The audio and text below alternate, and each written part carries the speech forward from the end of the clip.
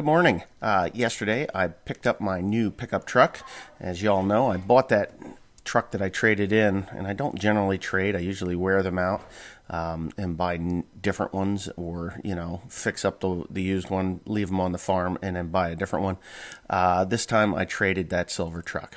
I bought it 10 years ago while I was on vacation. I had an emergency, and it was starting to cost me so much money that it wasn't even worth fixing up for the farm. So I let it go. They gave me $3,500 for it, which I felt was really more than fair because the estimated repair bill would have been close to $8,000. So I never got out what I got into it, and again, it was a worn-out truck. So yes, I did buy a 2020 F350 with the Godzilla gas, 7.3 liter. It is a two-door with an extended cab, so there's technically four doors in there, but it's a very nice truck. It is a basic truck, and I will show you that in a video, probably tomorrow, a little bit of the truck.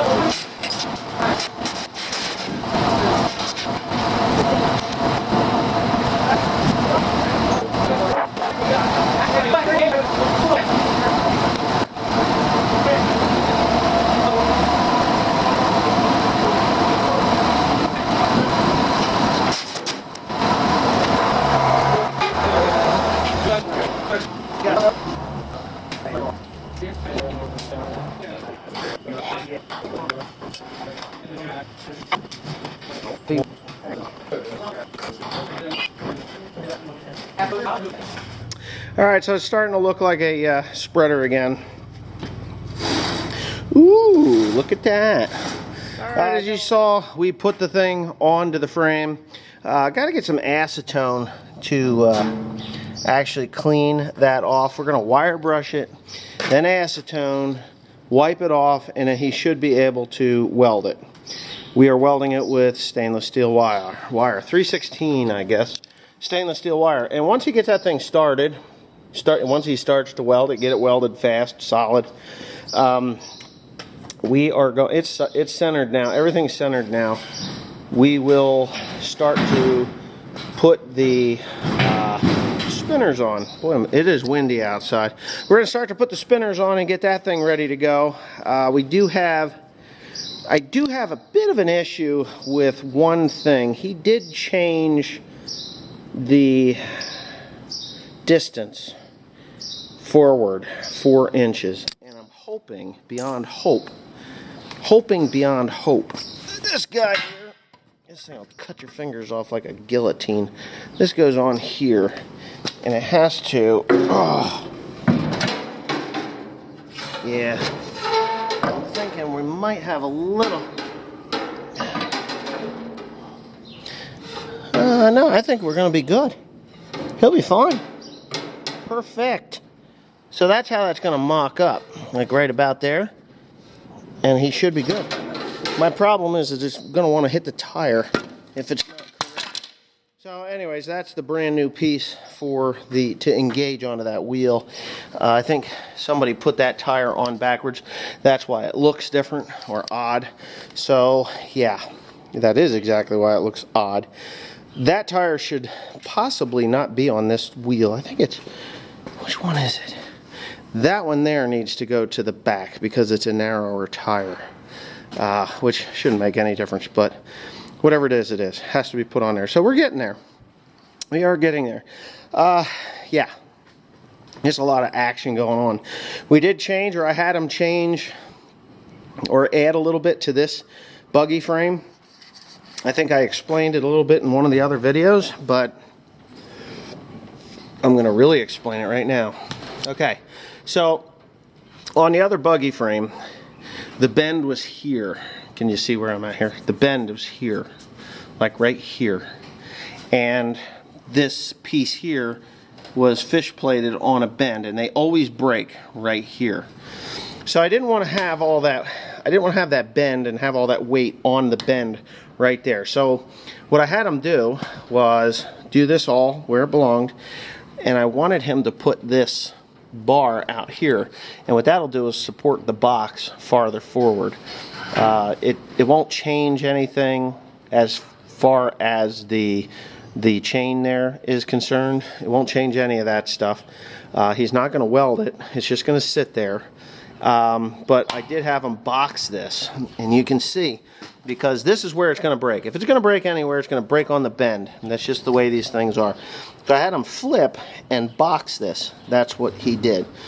This should be stronger than, I don't know, anything out there. There are some bars that have to go in here for the power takeoff shaft. All that crap's got to get put on, but I want the box on so that we can get those spinners on. And he can put all this stuff on here, and I can get a couple of monkeys painting on it with POR 15. POR 15, we're going to spray it. We're going to spray it on. I know it's going to ruin the little jug, but we're going to do it anyway, and that'll be the end of that. And then our Newton Crouch spreader will be where it belongs. Now, he had a little bit of a screw up. We all have our screw ups, no matter what we do in life. If you claim you don't have screw ups in life, you're an absolute liar. But he drew the line to put this piece in, and he put it on the wrong side of the line. So he's got a space there. So what I told him to do was to actually just, all he really has to do is weld a piece of steel, flat steel, across the top of this thing to hold that piece of that support there. That's all he has to do. I wanted to put stainless steel on there, but a piece of hefty steel and it should be good, because that thing actually was welded to the face of this. So it is what it is. We will figure it out, whether we cut it straight across and make it lay on top, or whatever it is we got to do, we're going to do it. I would just, well, personally, I would just weld a piece of flat steel across from the top of this, bridge it out to there, or even in an angle iron, a heavy angle iron, and just lay that there, put it in, weld it fast, call it a day. And he's going to weld it with stainless steel anyway. So I think that's what we'll do. We'll just put a piece of heavy, real heavy angle iron. I have it here. I can show you what I'm talking about. I mean, even if it's not real heavy angle iron, we could use this really heavy walled square hollow tubing there. But I know I have some heavy angle iron around here someplace. I have it. Well, I know where it is. It's over on the other side. So this will all get done, and I really need the spreader like yesterday. But we've just had 2.5 inches of rain or so, so we're out of the spraying business right now. So that's the end of that. We'll have to, yeah, these guys have this all set up the way it's supposed to, but yeah, that's that. And I'm going to show you the test and baler. Oh, would you look at that? Oh, would you look at that? That's the plunger, actually. All that's the plunger. So yeah, I got to call Zimmerman's tomorrow and find out where my parts are.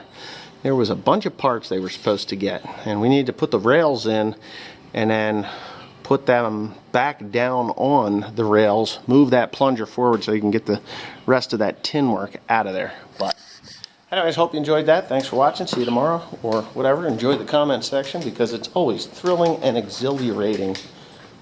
Bill Nye, the Russian spy, says he calls bullshit on them saying milk production is down here on Ohio. Where I live, the limit is 1 gallon or 1.5 gallons per customer, and the cartons are still available. My kids have been able to still get a week's worth of food from the school.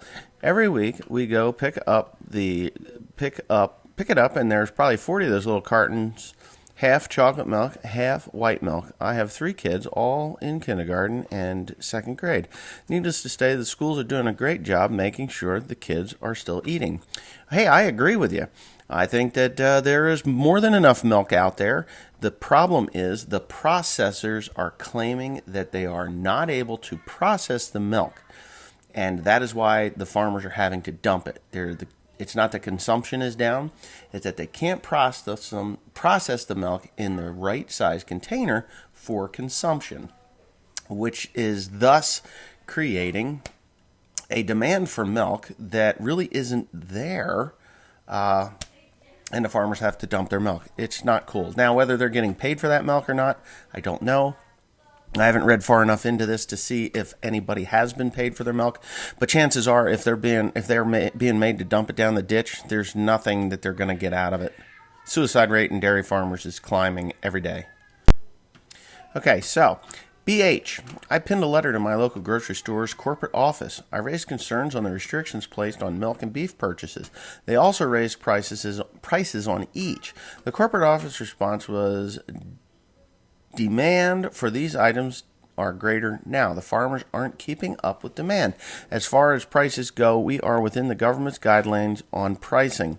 Isn't it funny how when the government sets a guideline, they can set that bar really high for the middleman, the guy that's actually the middleman and the grocery store, and then the one that gets the shaft is actually the guy that's producing that beef, milk, or poultry or pork, and the end consumer, which I find to be totally disgusting, especially if they say that the farmers are not being able to keep up. When I see photographs of people dumping milk, it's ridiculous. Now, hoarders are hoarders. They're going to hoard beef, they're going to hoard chicken, they're going to hoard pork, they're going to hoard milk, they're going to hoard whatever they can hoard because they think that they're, the end of the world is coming. And in reality, they're just taking food out of people who are less fortunate. Maybe they don't have a freezer at home big enough to store this stuff. I personally would have bought canned hams and canned whatever I could get. Tuna fish. Tuna fish keeps for years.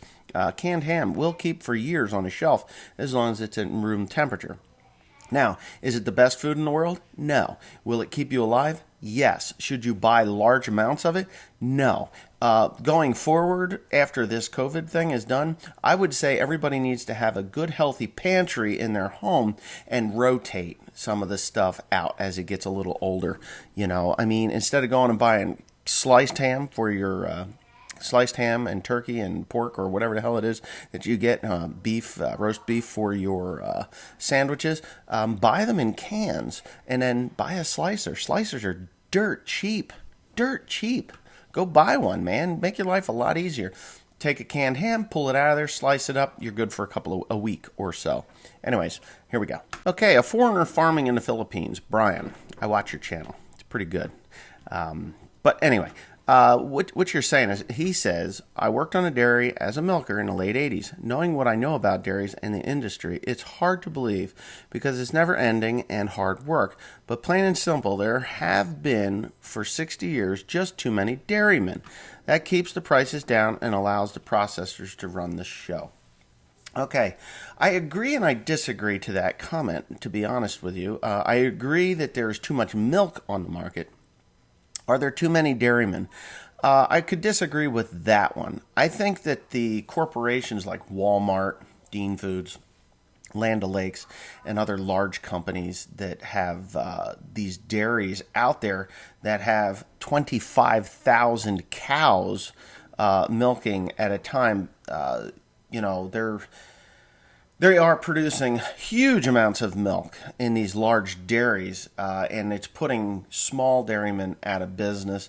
And I guess that's capitalism working, but I fear that one of these days things are going to go awry for the large dairymen, and there will be no small dairymen left to pick up the slack from these guys if things do go really, really bad. Now, the milk can be used for many different things, and the one thing that I see that is really wrong with the dairy industry isn't that there's too many dairymen or there's too much milk on the market or that the creameries are just out to rip you off and line their pockets with huge profits by doing things that the government allows them to get away with. I think it boils down to advertising. I can turn the boob tube on at any time, or even the computer here that I'm working at, and look at advertising for Coca-Cola, Mountain Dew, Mellow Yellow. It doesn't matter. Dr. Pepper. It's all there. Pepsi-Cola, any Pepsi products. It is all there, and it's cheap. When you can buy 2 liters of soda, sugar water, that looks fun to drink, and kids like it, and people like it. It's a soft drink, and, it's meant to enjoy a little bit of it. Or you take the healthy option and you get yourself some milk. And they have different flavors of milk. I am not a fan of different flavored milk other than chocolate milk. Strawberry milk looks like, well, Brian, if you were in the dairy business, you know what that is. You know, a cut teat will make strawberry milk really pretty quickly in the receiving jar. And because I milk cows, I know all about this. Colostrum milk looks like banana flavored milk, and I just cannot drink those. But the advertising for milk is so useless, and we pay for that. We pay for that as dairymen. Well, I used to pay for that. The dairymen pay for that advertising. Where is that advertising? There's nothing fun and exciting that I see on TV or the boob tube or the computer about why I should be drinking milk over soft drinks and what it can do for you. Oh, yeah, and the energy drink craze. You know, Red Bull gives you wings. Eventually, you may just end up with those angel wings or devil's horns, one or the other. Depends on which way you're going. Anyways, I spent too much time on that comment. Anyway, yeah, keep doing what you're doing, Brian. I'm enjoying it.